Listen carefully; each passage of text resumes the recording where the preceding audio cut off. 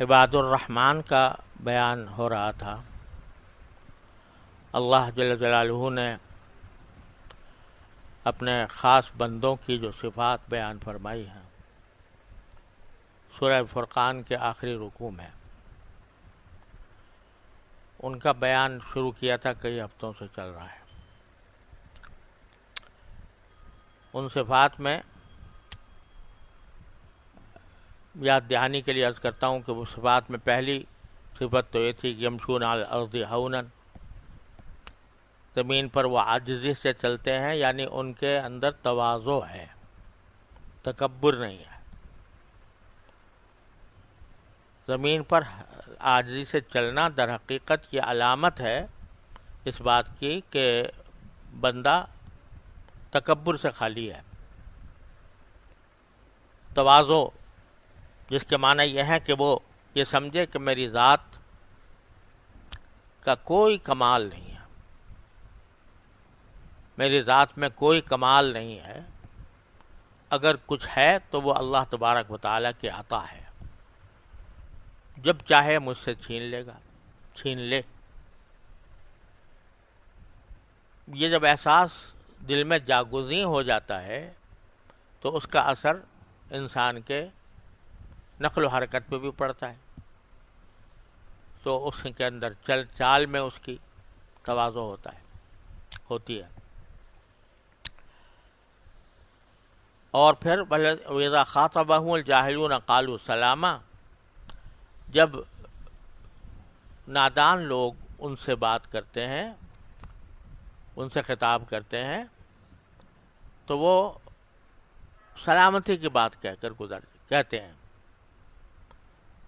لڑائی کا جواب لڑائی سے نہیں، برائی کا جواب برائی سے نہیں، بلکہ سلامتی،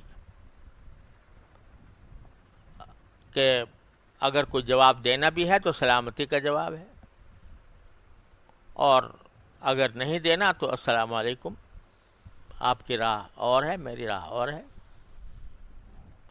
لڑائی جھگڑے میں نہیں پڑتے۔ والذین یبیتون لربہم سجدا وقیاما، اور وہ راتیں گزارتے ہیں اس حالت میں کہ کبھی سجدے میں ہیں، کبھی قیام میں ہیں۔ اللہ تعالی ہم سب کو اس کی توفیق عطا فرمائے۔ اب آگے ارشاد فرمایا جو والذین لا یدعون مع اللہ الہا آخر،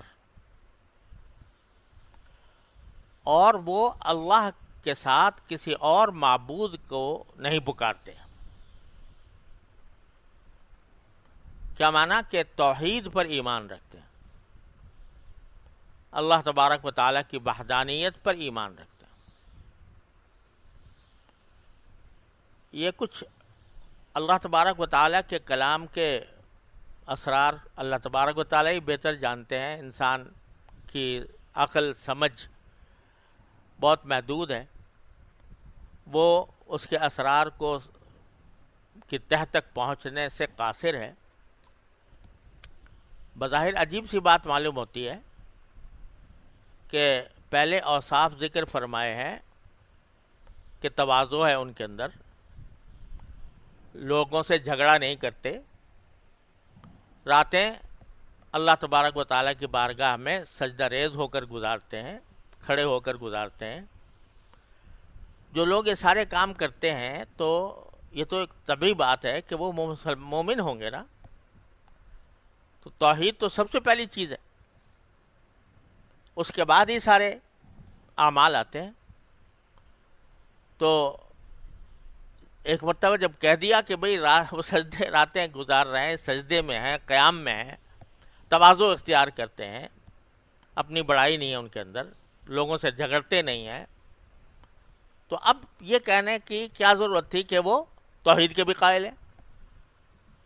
اگر توحید کے قائل نہ ہوتے تو راتیں کیسے گزارتے سجدے میں اور قیام میں، اور تواضع کیسے ان کے اندر پیدا ہوتی، لوگوں کے اندر، لوگوں سے جو لڑائی جھگڑے سے پرہیز کیسے کرتے اگر توحید ان کے اندر نہ ہوتی؟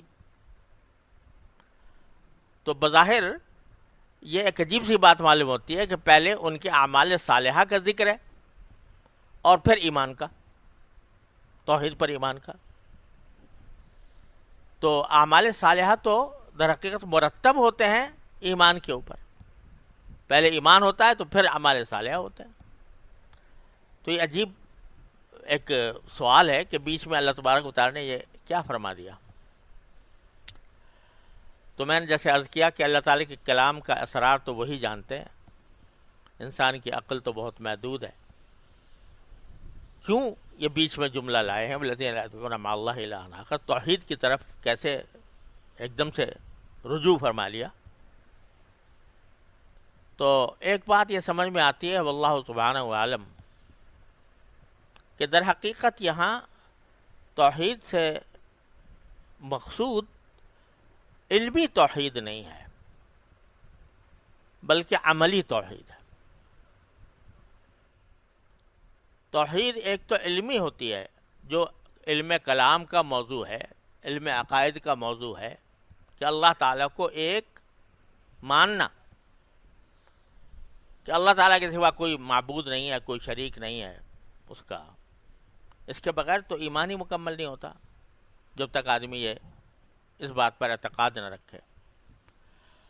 یہ توحید علمی ہے، نظریاتی ہے، کہ اعتقادی ہے کہ میں نے یہ عقیدہ رکھا ہے کہ اللہ تبارک و تعالیٰ کے سوا اس کائنات میں کوئی معبود نہیں. وہ کائنات کا خالق بھی وہی ہے، کائنات کا رازق بھی وہی ہے، سارے اعمال جو کچھ نظر آتے ہیں وہ سب اللہ تعالیٰ سے صادر ہوتے ہیں. تو ایک تو یہ علمی توحید ہے، اعتقادی توحید ہے. حضرات صوفیاء کرام فرماتے ہیں کہ توحید علمی کافی نہیں ہے بلکہ انسان کو مکمل بننے کے لیے اور اس کے اصلاح نفس کے لیے، تزکیے کے لیے توحید عملی چاہیے.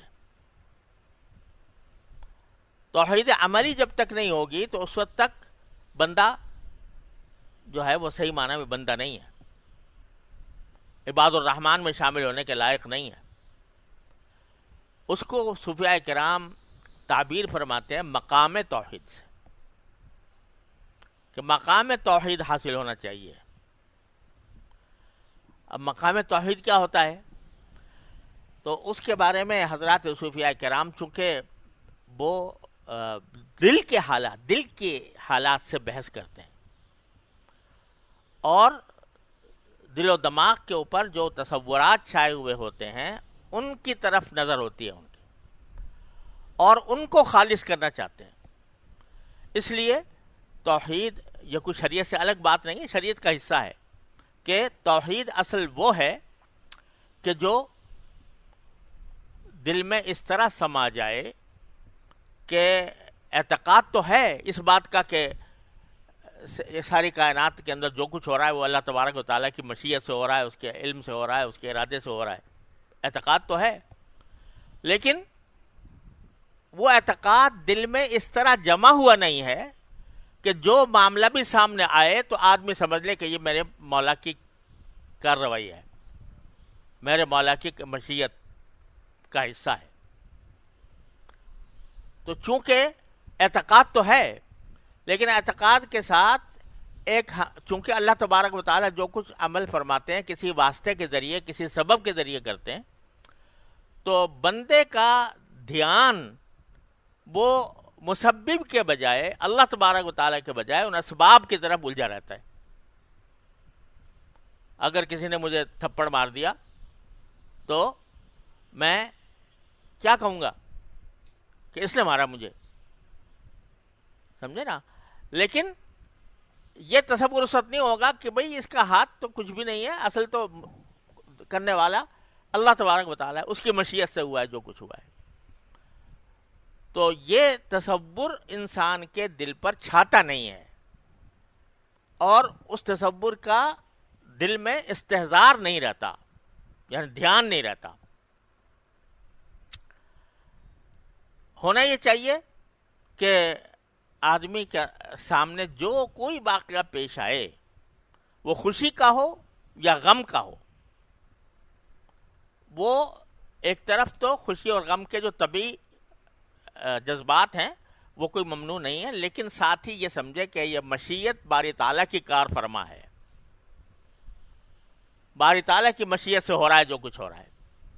اگر مجھے کوئی غم پہنچا ہے تو اس کی مشیت سے پہنچا ہے، اگر مجھے کوئی خوشی پہنچی ہے تو اس کی مشیت سے پہنچی ہے۔ ما یفتح اللہ من رحمت فلا ممسک لہا وما یمسک ما یمسک، تو یہ یعنی جو کچھ ہو رہا ہے وہ اگر مجھے کوئی صدمہ پہنچا ہے تو بھی اس کی مشیت سے ہے، کوئی تکلیف پہنچی ہے تو وہ بھی اس کی مشیت سے ہے، کوئی خوشی پہنچی ہے تو بھی اس کی مشیت سے ہے۔ یہ خیال دل میں جاگزین نہیں ہوتا۔ اعتقاداً کوئی پوچھے بھائی کیا سمجھتے ہو، یہ اللہ تعالیٰ کا کار فرمائی ہے سارے کائنات میں یا کسی اور کی ہے؟ اعتقاداً یہی کہو گے، ہاں زبان سے یہی کہو گے کہ اللہ تعالیٰ کی ہے۔ لیکن یہ بات کہ اللہ تبارک و تعالیٰ کی مشیت ہی کار فرما ہے، اس کا دھیان وقت پر نہیں رہتا۔ جب وقت آتا ہے غم کا، صدمے کا، خوشی کا، تو دھیان اللہ تعالیٰ کی طرف جانے کے بجائے ان واسطوں میں گر جاتا ہے۔ ایک وہم ساتھ ہوتا ہے جس کی وجہ سے بندہ جو ہے وہ اس وہم کے پیچھے چل پڑتا ہے اور اصل حقیقت کو بھول جاتا ہے۔